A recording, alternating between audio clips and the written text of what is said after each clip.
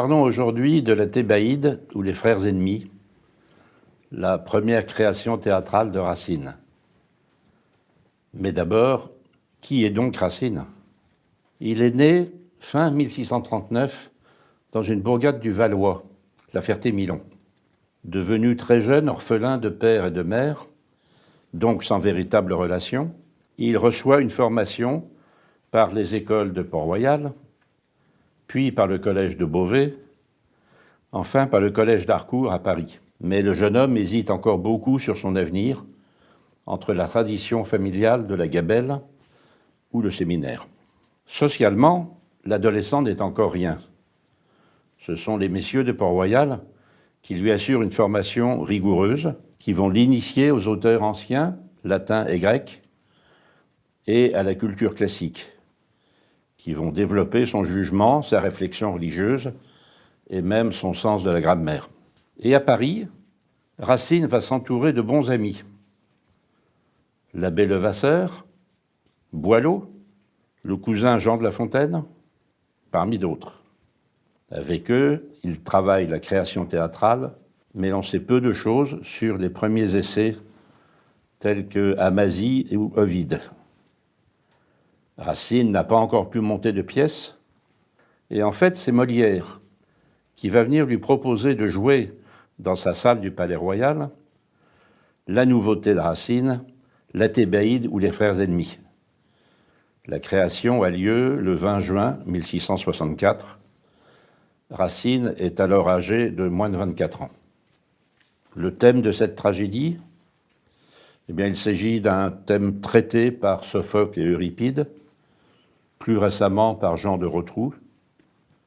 C'est le combat et la mort d'Éthéocle et Polynice, les deux fils d'Œdipe et de Jocaste.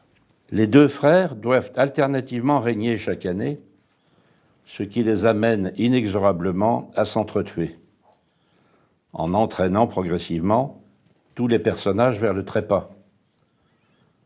L'extrait proposé évoque ainsi la mort d'Antigone, puis celle de Créon.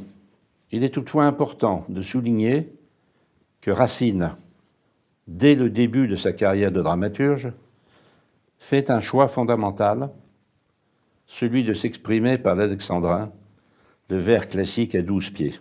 C'est d'abord de sa part un hommage aux poètes antiques, mais c'est également l'instrument sur lequel il va poursuivre et affiner pendant quelques 30 ans la pureté de son vocabulaire et de sa propre expression poétique. Alors l'accueil de cette première tragédie, c'est difficile, car la scène française est alors dominée par le maître Pierre Corneille, qui a 33 ans de plus que Racine, et par quelques auteurs mineurs du règne de Louis XIII. C'est en fait Molière qui fait l'actualité, tant à Paris qu'à la cour, et le public le suit. Malgré sa violence, malgré son style héroïque un petit peu passé de mode, la Thébaïde fait oublier le Tartuffe de Molière que le jeune Louis XIV vient de bloquer. La nouvelle pièce est donc généralement bien acceptée. Elle est même jouée une vingtaine de fois devant des spectateurs choisis, à Fontainebleau, chez le duc d'Orléans à Villers-Cotterêts, ainsi qu'à Versailles. Mais dans les cercles initiés, on commence également à remarquer chez le jeune poète les perspectives prometteuses d'un théâtre nouveau.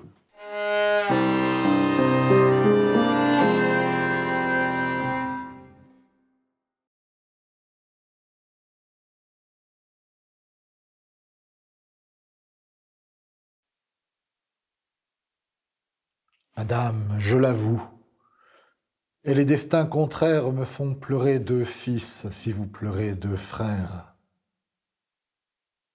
Mes frères et vos fils ? Dieu, que veut ce discours ?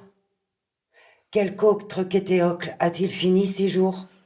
Vous avez vu, madame, avec quelle furie les deux princes sortaient pour s'arracher la vie. Par l'excès de leur haine, ils semblaient réunis et prêts à s'égorger, ils paraissaient amis.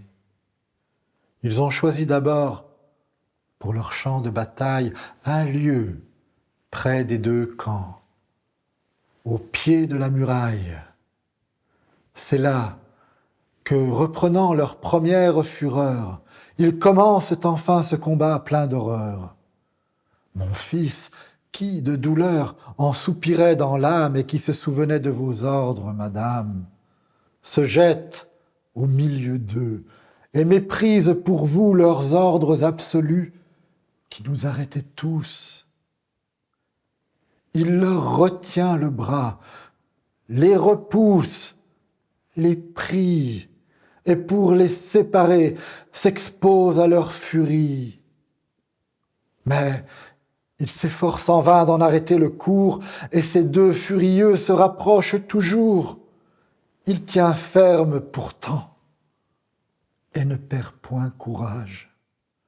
De 1000 coups mortels, il détourne l'orage jusqu'à ce que du roi, le fer, trop rigoureux, soit qu'il cherchât son frère ou ce fils malheureux, le renverse à ses pieds, prêt à rendre la vie. Et la douleur encore ne me l'a pas ravi. J'y cours, je le relève et le prends dans mes bras, et me reconnaissant, je meurs, dit-il tout bas. Il expire à ces mots. Ce barbare au spectacle, à leur noire fureur, n'apporte point d'obstacle. Seulement Polynice en paraît affligé.